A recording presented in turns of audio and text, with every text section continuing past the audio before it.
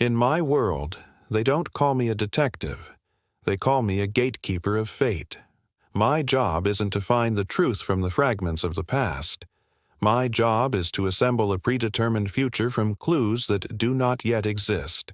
I am Detective Khoa, and I investigate murders before they happen. The new case file was placed on my desk on a Tuesday evening.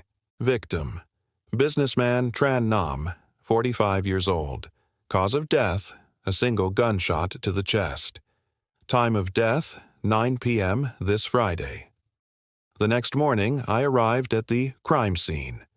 It was Mr. Nam's luxurious penthouse on the top floor of a skyscraper, and the person who opened the door for me was none other than the victim himself. "Good morning, Inspector," Mr. Nam said, holding a steaming cup of coffee. "Would you like a cup? I just brewed it." I stepped inside. The room was immaculate, without a single trace. There was no smell of gunpowder, no bloodstains waiting to be cleaned.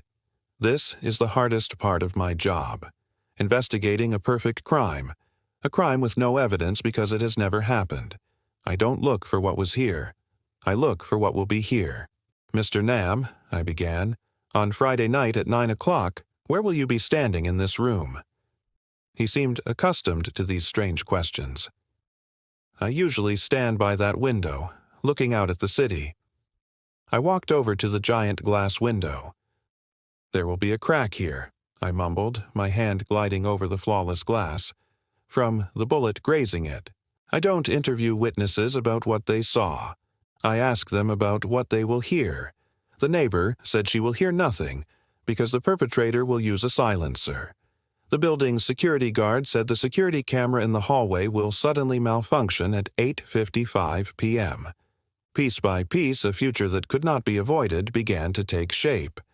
The motive wasn't hatred or money as we usually understand it. The motive was a fixed point on the timeline. The murderer was not an evil person. He was merely an instrument of fate, and my job was to find that instrument. After 2 days of tracing these reverse clues, I had him. Laquan, a low-level IT employee who had just been fired by Mr. Nam. A gentle man with no prior criminal record. I found him in a small apartment, sitting quietly, staring at a handgun on his table. He had bought it, but he didn't know why. I didn't draw my gun, I didn't yell, "Hands up." I just sat down across from him. "Mr. Laquan," I said, my voice calm, "this Friday night at 8:55 p.m., you will disable the security camera in the hallway of the 40th floor of the Skylight Tower." Quan looked up, his eyes filled with panic and confusion. I don't know what you're talking about." "You will enter Mr. Tran Nam's apartment," I continued, as if reading a report, "and at 9 p.m. you will fire a single shot into his chest. The bullet will graze the window, creating a small crack." Quan began to tremble. "No, I would never do that. I'm not a murderer." I looked him straight in the eye. "That's right, you're not. You are just the one who will do it, and I am here, not to stop you. I am here to arrest you for that crime." I handcuffed him.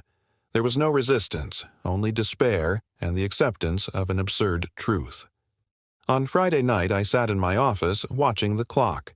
At exactly 9 p.m., my phone rang. It was my colleague. "It's done, Khoa. Everything happened just as you predicted.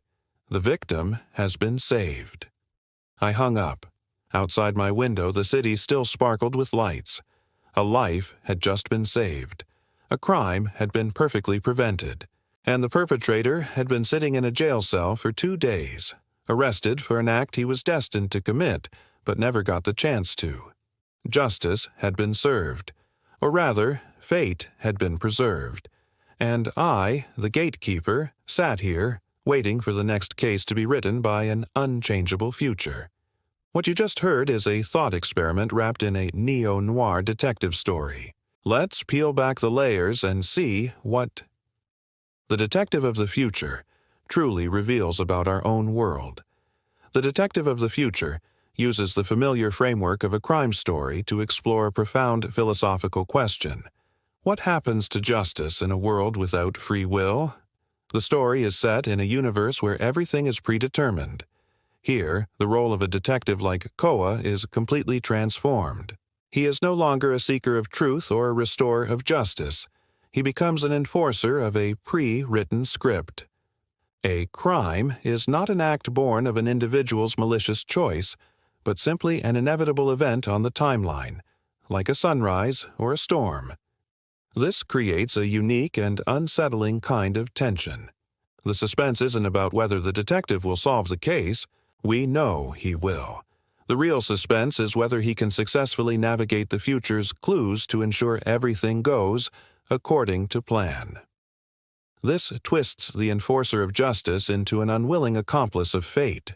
Every case he solves, every crime he prevents, is also an act of confirming that the future is inescapable. It's a heavy psychological burden.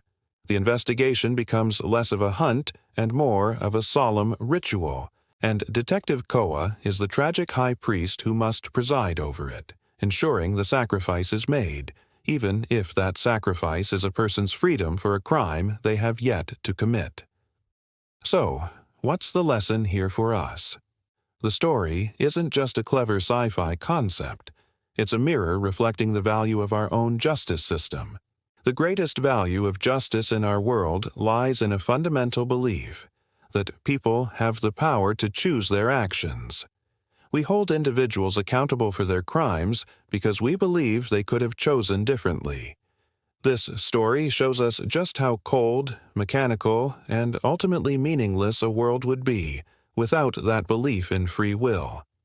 It forces us to re-examine the concept of personal responsibility. Perhaps it isn't a burden, but a profound privilege. It's the privilege of being the author of our own story, the master of our own destiny, even if it's just for a fleeting moment in the grand cosmic play. The story of Detective Khoa reminds us that the freedom to choose, the very thing that makes justice possible and meaningful, is perhaps the most precious thing we possess. Thank you so much for watching. What are your thoughts on free will versus determinism? Let me know down in the comments, and if you enjoyed this deep dive, please consider liking the video and subscribing for more content like this. See you in the next one.